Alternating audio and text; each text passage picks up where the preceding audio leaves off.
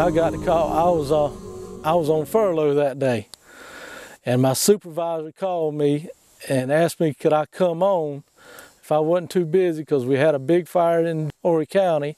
When I got close to the fire, I called the IC and asked him, you know, where do I need to go, and he told me to get with another operator, and it was one of the 5 operators that we come on the fire line with. He told us to go to International Drive, and when we got down close to the fire, I say the fire length was, flames were 100, 200 foot in, so there was just no way we could drive through it. So we called IC back, and that's when he told us, well, just come on back out and we'll send you around to Highway 31. I got over to Highway 90, which was where I was initially dispatched to, and I unloaded, and I was told to blade around some houses, and that's when I first saw the fire. And it was rolling pretty good. It was coming. After I got that line bladed, I loaded up and joined the other 4 tractors and came over here to Water Tower Road.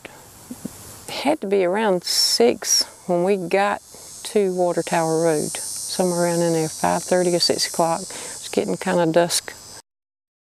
There was a column of black smoke coming over the 4-lane highway. Everybody's coming out. We're going in, and it was kind of intense, really intense. It's really the first fire I'd been on of that size. I'd never seen anything like it. You've got 70, 80 foot pine trees and fire coming well out of the top of them.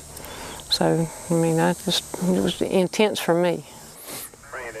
And when the other 3 operators got there, the IC come up there and told us what he wanted us to do. He wanted us to go in there, and the plane would direct us into the fire, and they were going to set back fires off of Highway 31 to try to keep from crossing 31.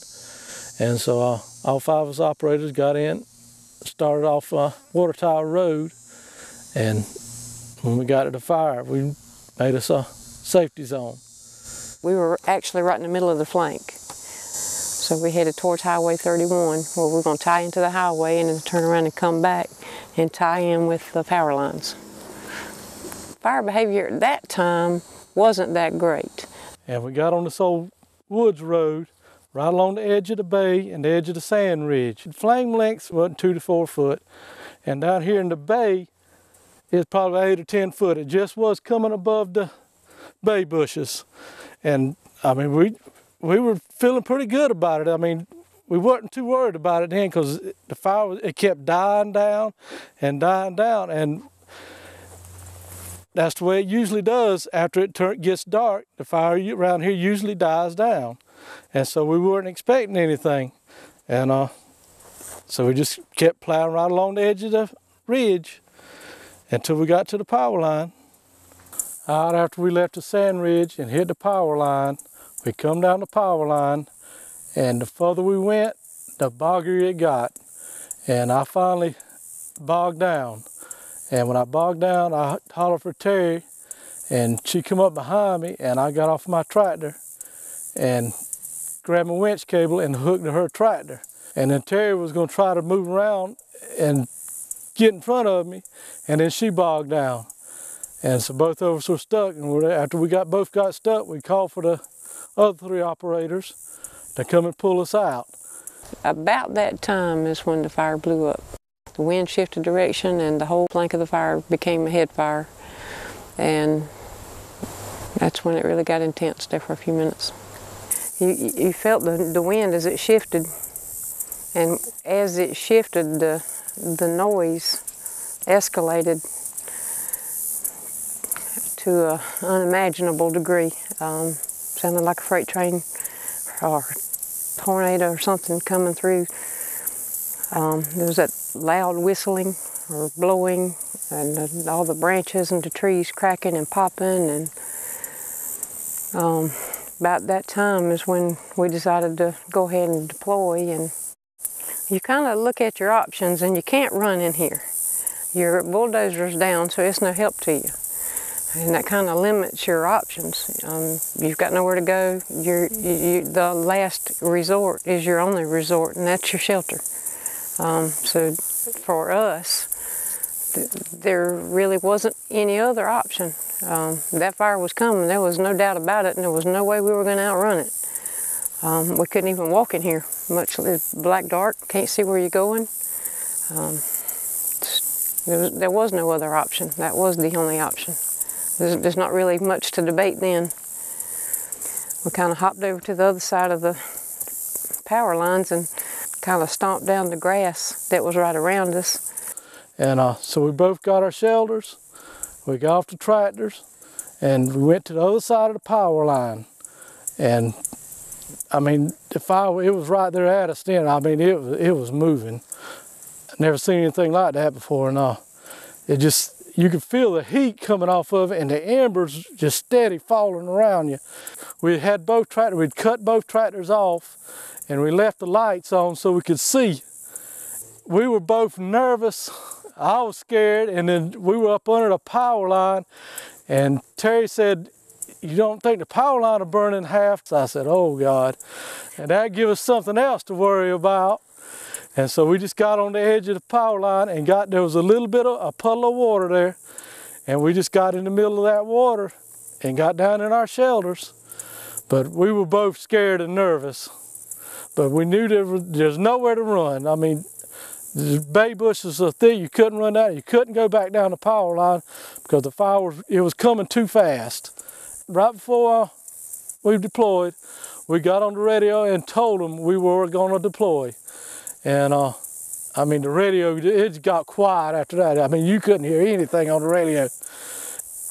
But I mean, it was real quiet on the radio the whole time we were in there. You could tell everybody else was thinking about us. Because I mean, some of the guys, they told me that their heart just dropped. It wasn't long at all that fire came across us. It was moving real fast. It got really noisy then when we were inside the shelters and really bright. My shelter was just glowing. I mean, you could see everything just turned red inside the shelter, and you could hear the fire. I mean, it was just trees just popping and stuff. When we lay down in the water, you could feel it was kind of cool, but you could still feel the heat coming from it, from the fire. But that water, I think, kind of kept us kind of cool. And I mean, I'm surprised we didn't get burnt, because there was grass all around us. It was just a little small puddle of water we got into, and all that grass, it burned all around us. Well, I thought about my family.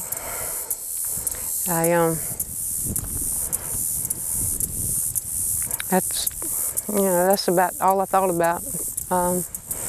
Thought about those power lines coming down on top of us. I thought about my family, and it seemed like forever.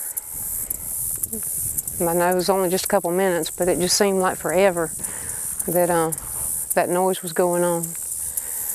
You could hear the fire. You could hear the fire leave us. I mean, you could hear all that cracking and popping and the flames and stuff. You could hear it when it went over us, and you could hear it, leaving.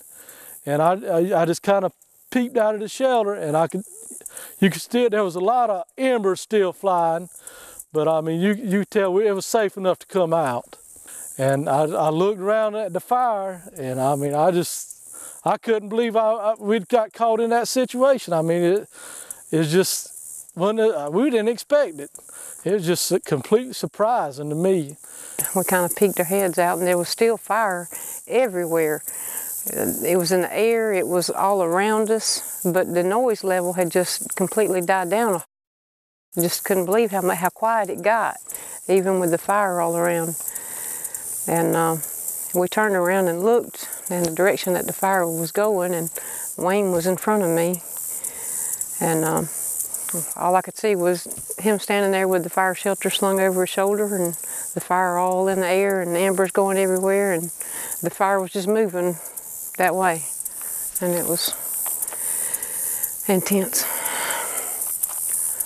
Well, I had my cell phone in my pocket, and I reached down and picked it up and took the picture of Wayne standing there with his back to me.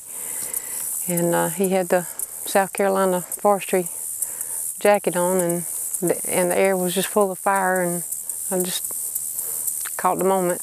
And then we just kind of breathed for a few minutes and got our bearings, and things settled down. And we talked to the IC and told him, you know, we were okay, everything was all right. And everything had just gotten quiet. And I think everybody was relieved. Yeah, after they come and pulled us out of the bog, we drove all the way back, the same line we'd come in on, and got to our trucks, and mine and Terry's supervisor come up to us, and he hugged our necks and give us something to eat, and he asked us right then if we wanted to go home. And me and Terry both told him, you know, we were fine then, that we would, you know, we would like to stay, you know, with everybody else. We didn't want to leave everybody else. And so we went and fought fire the rest of the night. I got home the next day around 11 o'clock in the morning. I didn't sleep that day. I didn't sleep that night. I didn't sleep the next day. It took some time. It takes some time to get over just the shock and then keep going.